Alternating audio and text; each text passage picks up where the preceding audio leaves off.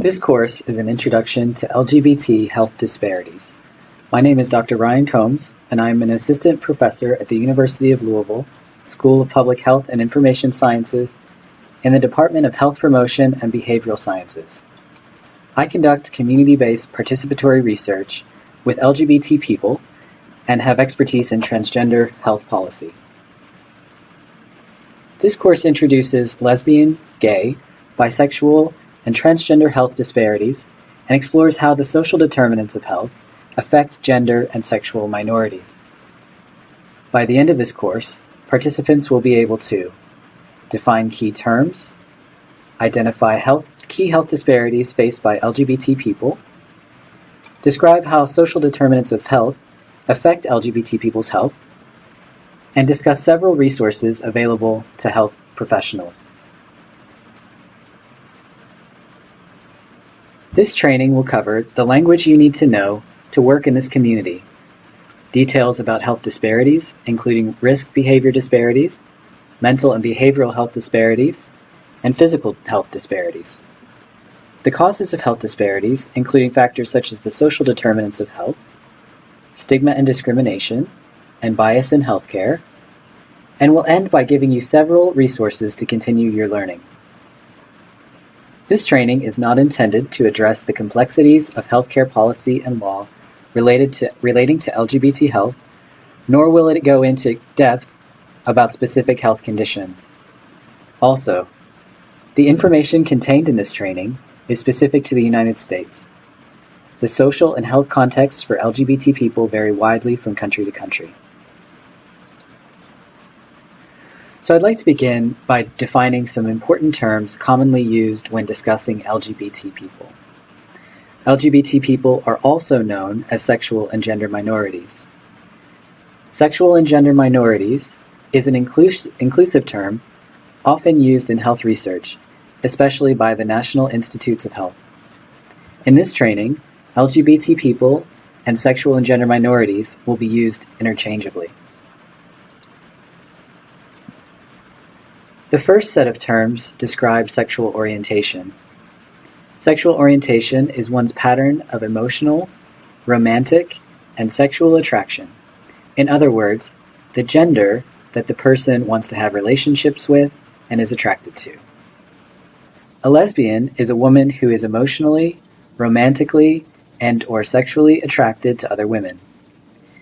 Gay describes a person who is emotionally, romantically, or sexually attracted to members of the same gender. Bisexual denotes a person who is emotionally, romantically, or sexually attracted to more than one sex, gender, or gender identity, though not necessarily simultaneously, in the same way, or to the same degree. MSM refers to men who have sex with men, and WSW refers to women who have sex with women. MSM and WSW are often used in public health when discussing sexual behavior, disease risk, and so on, without implying that the person engaging in that behavior necessarily identifies as gay or bisexual. The second set of terms describe gender identity. Gender identity is one's deeply held sense of themselves as a man, a woman, a combination of both, or neither. A transgender person is someone who grows up knowing that their body does not match with who they know they are on the inside. So they transition and live as the gender they have always known themselves to be. For example, a transgender woman grows up knowing that she is a girl even though she was born with a boy's body. So later in life, she transitions to live as a woman. The term transgender is an overarching or umbrella term for people whose gender identity or their gender expression is different from the cultural expectations based on the sex they were assigned at birth. Gender nonconforming is a broad term referring to people who do not behave in a way that conforms to the traditional expectations of their gender, or whose gender expression does not neatly fit into a category. Gender transition is the process by which some people strive to more closely align their internal knowledge of their gender with their outward appearance. Being transgender does not imply any specific sexual orientation. Therefore, transgender people may identify as straight, gay, bisexual, etc.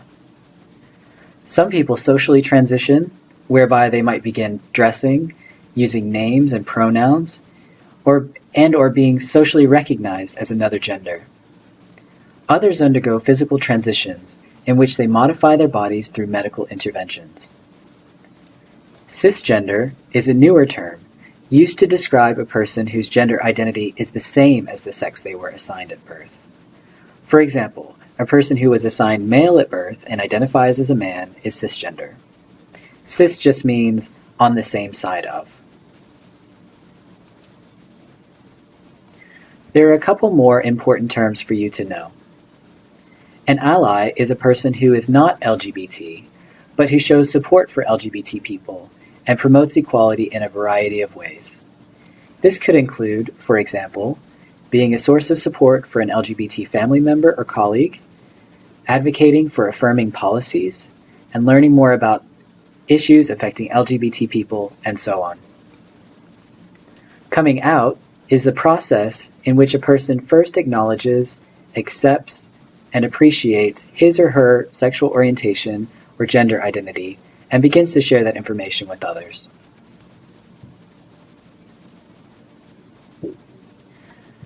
Sometimes you'll see a Q added on to LGBT. The Q can stand for queer or questioning. Queer is an in-group term people often use to express fluid gender identities or sexual identities and orientations. Whereas queer has historically been used in a pejorative sense, some, but not all, community members have reclaimed the term. Questioning is used to describe people who are in the process of exploring their sexual orientation or gender identity. I recognize that I've just given you a number of terms to think about, and I think the volume of language underscores the point that LGBT communities are extremely diverse in terms of sexual orientation and gender identities contained within them. They're also extremely diverse in other ways. LGBT people come from all walks of life, all socioeconomic backgrounds, ages, religions, races, ethnicities, abilities, and so on. Some people are also at the intersections of these identities, which means they can experience multiple sources of oppression, coming from, for example, racism combined with homophobia, or sexism and misogyny combined with transphobia. People in each identity category have unique needs, but the common health experience that ties them together are stigma and reduced access to appropriate care. Now I'm going to discuss health disparities, and I'll start by telling you a story. In a university auditorium, medical students gathered for a talk delivered by a visiting professor with expertise in LGBT health. A student raised his hand and asked, "How is a gay or a transgender person's health any different than anyone else's? Isn't a body just a body?" And it's true, there's nothing inherently different about LGBT people's bodies. Their bodies are subjected to the same diseases as the general population, such as heart disease, cancer, respiratory diseases, stroke, diabetes, and so on. However, LGBT people experience differences in health status and reduced access to care as compared to cisgender and heterosexual people. These differences are called health disparities. I think at this point it would be useful to define health disparities for anyone who's unfamiliar.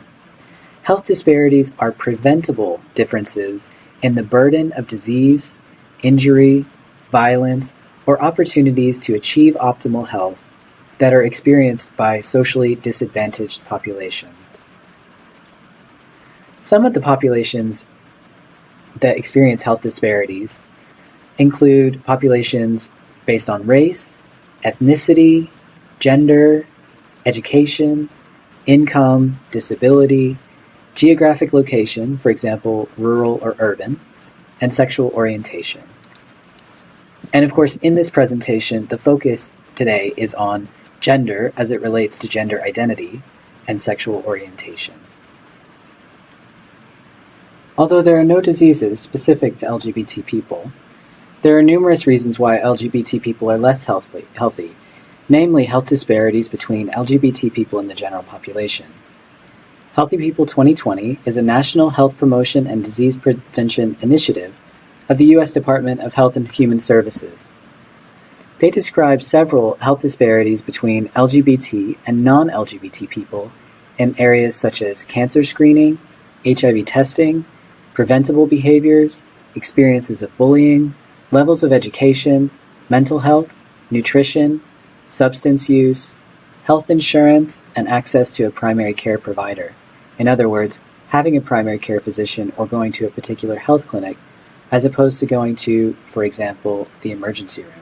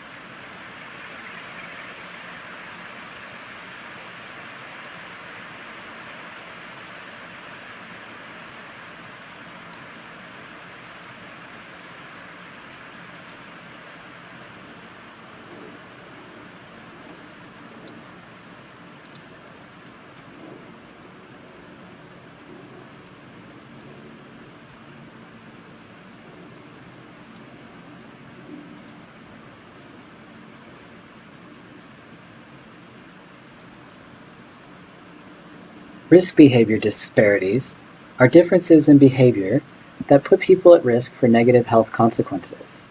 Studies have identified a number of risk behaviors affecting LGBT people. For example, the LGBT population has been shown to have a higher prevalence of smoking. In fact, bisexual people have been found to have twice the smoking risk of others. Young gay men have also been found to have less consistent condom use when compared to young straight men. LGBT young people have a number of risk behavior differences when compared to non-LGBT youth. For example, higher substance misuse, less healthy weight control behaviors, such as fasting for more than 24 hours or using diet pills or laxatives, and are less physically active and participate less in team sports. There are also health disparities in the area of mental and behavioral health. For example, gay and bisexual men and lesbian, gay, and bisexual young people are at an increased risk of a range of mental health concerns such as depression, anxiety, suicide attempts, and substance misuse. In another study, gay and bisexual men were found to be at an increased risk of suicidal ideation.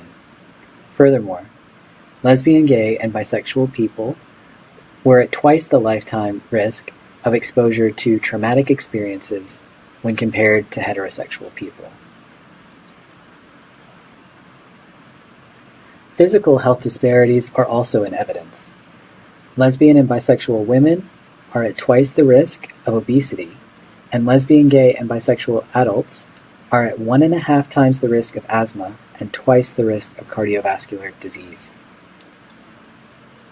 Furthermore, young gay and bisexual men show elevated cardiovascular disease biomarkers. Lesbian, gay, and bisexual people are at a higher risk of disability and become disabled younger, and gay men and transgender women are at an elevated risk of HIV and other sexually transmitted infections. So why do these disparities exist? I like to explain it using an interconnected framework proposed by Dr. Harvey Macadam, a professor at the Harvard Medical School, who points to 3 key reasons: the social determinants of health, stigma and discrimination, and bias in healthcare. Health disparities are caused by the social determinants of health, which are the social conditions from birth until death that shape the quality and length of one's life. social mechanisms, for example social class, ethnicity, or gender, economic mechanisms, for example income, and political mechanisms, for example public policy, determine one's socioeconomic position, which then shapes several aspects of life, such as early childhood experiences, quality of education, stability and safety of employment, status in the community, quality of housing and the environment, and access to preventive medicine and effective health treatments. Simply put, the lower a person's socioeconomic position, the worse their health is likely to be. Those without access to financial, social, and material resources can become ill, disabled, and die prematurely. LGBT health is affected by several social determinants. They experience poverty at higher rates and have lower incomes than the cisgender heterosexual population. Those living in poverty may not be able to eat well, may live in unsafe environments, may not be able to pay for health services or purchase medication, all of which affect health. Additionally, LGBT people face employment instability caused by widespread discrimination in hiring, promotion, and job retention. The chronic stress caused by poverty damages health, adding to its cumulative negative effect.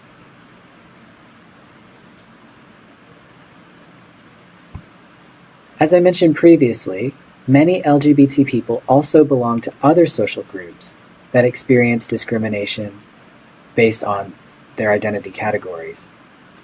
For example, race, age, gender, ability, social class, and geography. The intersectional effect of being LGBT and belonging to another marginalized group is complex and under-researched, but the data show that having multiple sources of oppression can worsen some populations' social status. For example, these factors are known to amplify health inequities for lesbian and bisexual women and lesbian, gay, and bisexual people of color. Data from the 2011 American Community Survey show that having a disability increases the chance of living in poverty, especially for women and same-sex couples. Health challenges faced by transgender people are compounded for people of color, especially those with lower socioeconomic status, due to the impact of structural racism. The 2011 National Transgender Discrimination Survey found that transgender people of color, quote, very clearly experienced the compounding and devastating effects of racism, with far higher levels of discrimination and poorer health outcomes than the sample as a whole. The next interconnected factor is stigma and discrimination. There can be several negative repercussions for sexual and gender minorities. For example, when a person comes out or is thought to be LGBT, they can experience a loss of community and family. They can experience bullying, harassment, assault, or in extreme cases, murder. Transgender women of color are especially at risk of violence. Furthermore, LGBT people can also experience institutionalized discrimination. There is a lack of uniform legal protection and recognition. In states like Kentucky, where there is no statewide non-discrimination law protecting LGBT people, a person could be protected from discrimination in certain municipalities, but remain unprotected when they cross a city or county line. The minority stress model was proposed by psychiatric epidemiologist Elon Meyer in 1995. Its premise is that a society that is prejudiced against and discriminatory towards LGBT people produces stigmatization. This rejection and discrimination leads to negative attitudes towards the self, thus the stigma is internalized. The LGBT person then comes to accept the stigma and expect further rejection and discrimination. This expectation is reinforced through actual experiences of discrimination and violence. When the minority stress hypothesis was tested in a sample of gay men, The research found that each of the minority stressors had a significant independent association with mental health outcomes. Those who had high levels of minority stress were 2 to 3 times more likely to be highly distressed. There are also issues of discrimination in the healthcare context. Historically, there were problems with employment-based healthcare due to discrimination in employment. In other words, if you lost your job, you likely lost your insurance. Also, a lack of partner coverage, meaning that the benefits were not extended to anyone aside from spouses, and same-sex marriage was not yet legal, meant that someone could not get on their partner's insurance. This changed when same-sex marriage became legal across the country in 2015. Another big factor in improving health access was the Affordable Care Act. The Affordable Care Act was significant in improving health access among the poorest LGBT people through Medicaid expansion. In the first year of its implementation, the percentage of uninsured LGBTQ adults with incomes less than 400% of the federal poverty level dropped from 34% in 2013 to 26% in 2014. Remarkably, transgender people, the most socially and financially marginalized group within the LGBT population, have experienced the greatest percentage gain in coverage. Transgender people went from 59% uninsured in 2013 to 35% in 2014. The Affordable Care Act law also removed pre-existing condition exclusions, meaning that people living with HIV, transgender people, and many others could no longer be turned down for health insurance due to their medical histories. The law requires that preventive care services are covered by insurance companies at no cost to the patient. Many of these services are relevant to LGBT people because of the health disparities that exist. For example, HIV testing, hepatitis A, B, and C screening and vaccines, STI prevention counseling, and alcohol counseling. LGBT people also have gained access to care related to the conditions affecting the population as a whole, such as heart disease, cancer, stroke, etc. Insurance companies must also cover other essential health benefits, including outpatient care, hospitalization, mental health services, and prescription drug coverage, among other services. Bias in healthcare also leads to health disparities. So I'm going to talk a little bit about pathologization, which is the process of characterizing certain behaviors, identities, or states of being as medically or psychologically abnormal. LGBTQ pathologization and the assumption that all normal, so-called normal individuals are heterosexual and cisgender are among the root causes of the oppressive social environment characterized by stigma, stereotyping, shame, and stress. This, in turn, has an impact on LGBT health. For example, young LGBT people are at a greater risk of negative mental health outcomes and self-destructive behaviors because of minority stress and stigmatization. Also, a recent study showed that experiencing anti-gay stigma can reduce lifespan. Lesbian, gay, and bisexual people in areas with a high amount of homophobic stigma lived an average of 12 years less as a result of suicide, homicide, and cardiovascular diseases than those in more accepting communities.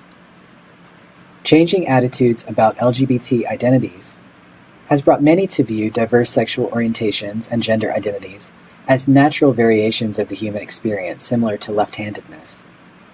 There is a push to reduce stigma and achieve more equitable treatment and status in society for transgender and gender nonconforming people. The depathologization movement has allies in organizations working in human rights.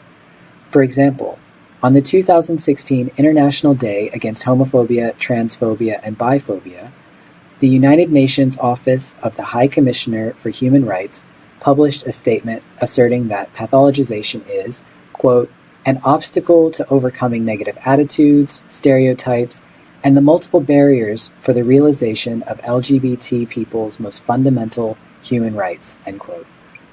and should, therefore, be discontinued. Historically, and to a lesser extent today, therapies known as conversion therapy or reparative therapy were used in a misguided attempt to change LGBT people's sexual orientations and gender identities. Practitioners of conversion therapy start from the viewpoint that being LGBT is abnormal or unnatural. LGBT conversion therapy can involve a range of measures, including psychoanalysis and faith healing, hormonal therapy, adverse behavioral conditioning, even up to lobotomy, castration, and electroconvulsive therapy. Use of conversion therapy on minors is illegal in many states and municipalities. The therapies have been widely discredited as ineffective, harmful, and unethical, and the scientific consensus is that it should no longer be used. However, a small minority of psychologists and certain faith groups continue to promote the use of conversion therapies to, quote, cure people of their same-sex attraction or transgender identity. Another issue is a lack of knowledge about LGBT health needs. The amount of research on this topic has grown tremendously in the past 10 years, and it takes time for that information to filter down to the front line. This means that LGBT people seeking healthcare may end up teaching their doctors rather than getting accurate and useful information from them. There may also be a degree of discomfort or lack of familiarity with LGBT populations among some providers. A 2010 study reported that 71% of medical residents do not ask adolescents about their sexual orientation and gender identity, many citing discomfort. However, this information is necessary to determine sexual risk and treat the patient. Attitudes are also changing rapidly, but LGBT people, especially outside of the major population centers, may experience some difficulty finding a provider that affirms and supports them in their identity. 33% of transgender respondents in a recent national survey reported having had some negative interaction with a healthcare provider in the previous year due to their transgender status. Finally, there is still some discrimination in the area of transgender health coverage. Transgender health, once a marginalized specialty in medicine, is moving towards the mainstream. In recent years, there has been a shift from a pathologizing healthcare model that treats transgender identities as illnesses to an affirming healthcare model that focuses on the well-being of the transgender individual. Although now considered the standard of care, some insurance policies still have explicit exclusions of treatments related to gender transitioning, meaning that the insurance company will not pay for any care related to this process. Psychological evaluations, hormones, blood tests, surgeries, and related treatments would then be out of pocket, placing a significant financial burden on the individual. At the health system level, evidence suggests coverage of medically necessary services for transgender people is cost-effective because it leads to improved mental and physical health, while having a negligible impact on overall premium costs. Providing no care at all is unethical because it can have a great cost to the individual's health and well-being in both the short and long terms.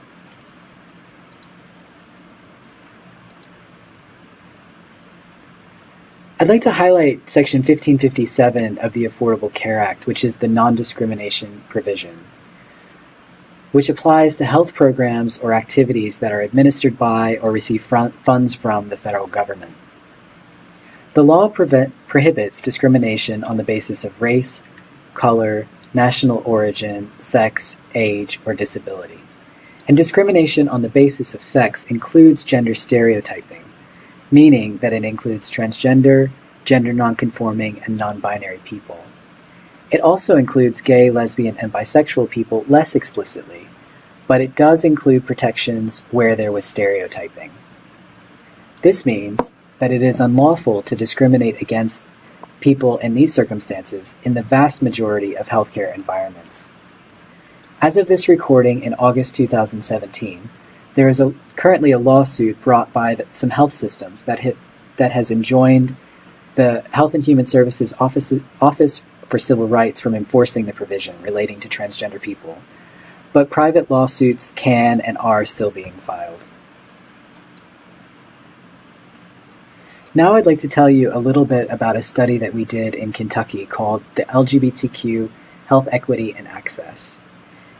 The aim of this study is collecting experiences from LGBTQ people in health insurance enrollment in Kentucky and also the healthcare system more widely. For this study, we conducted 3 focus groups, one in Eastern Kentucky, one in Western Kentucky, and one in Louisville, all taking place in late 2015. We had 16 total participants. We had a higher proportion of participants that were trans, and 87.5% of our participants were white.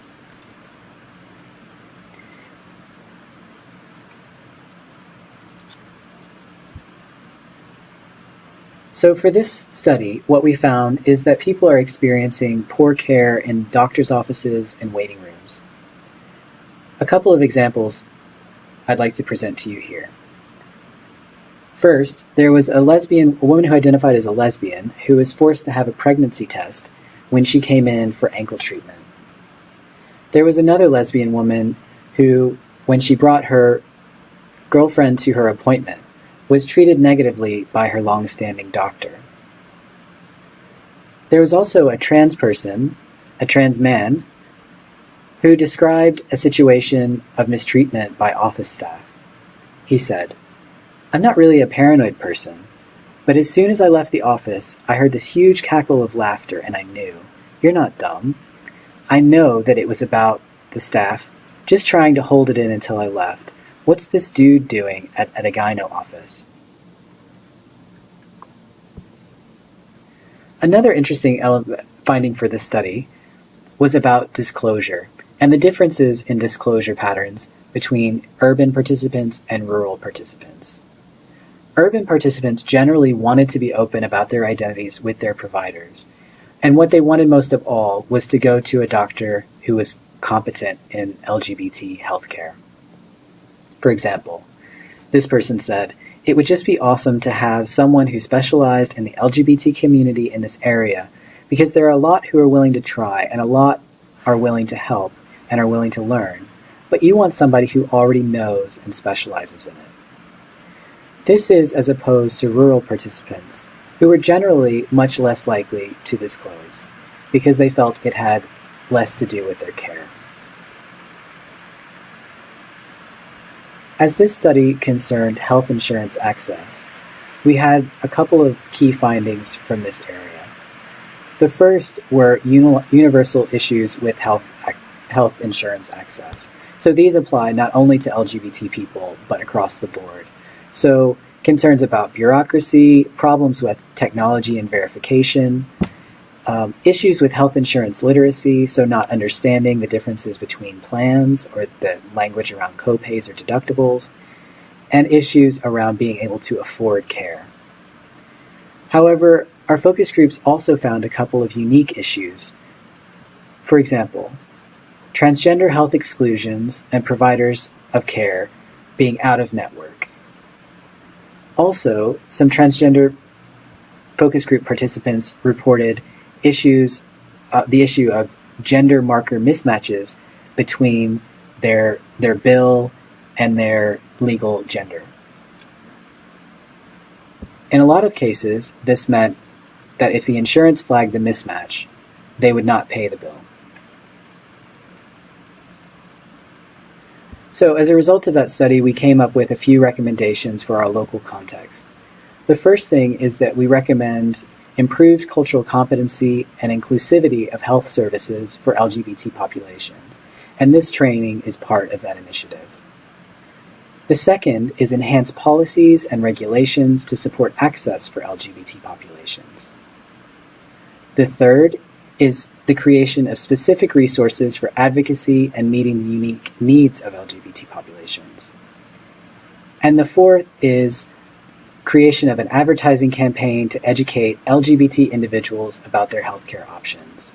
So these recommendations were given back to Kentucky Voices for Health to pursue. An awareness of LGBT health disparities is a great first step towards understanding the health needs of this community. It is a growing area of focus for health and social care professionals alike, and so I'd like to take some time to introduce you to some great resources on LGBT health that have become available in the past several years. I'd like to start by recommending that you have a look at the American Association of Medical Colleges competencies that guide the education of doctors in the care of people who are LGBT, gender nonconforming, and/or born with differences in sexual development. Even if you are outside of the medical field, this document contains a wealth of information about the health needs of this population. Secondly, the Fenway Institute's National LGBT Health Education Center is another key resource. Here you can find publications and webinars on a variety of LGBT health topics. Some of these include same-sex domestic violence, data collection on sexual orientation and gender identity, training frontline staff, understanding bisexuality, transgender sexual health, LGBT aging, and many more. GLAMA is another great resource. This organization provides a directory for community members to find affirming health professionals, and they produce great fact sheets for lesbians, gay men, bisexual people, and transgender people about the top 10 things people in each group should discuss with their healthcare provider.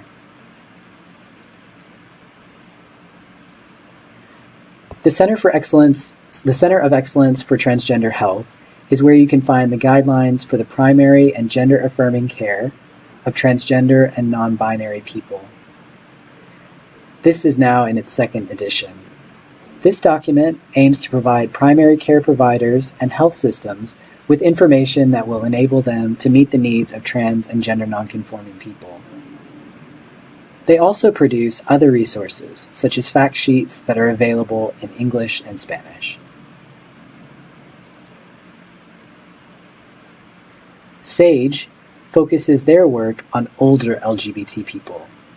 They've produced publications such as Understanding Issues Facing LGBT Older Adults, as seen here, as well as containing a video and an audio library on their website.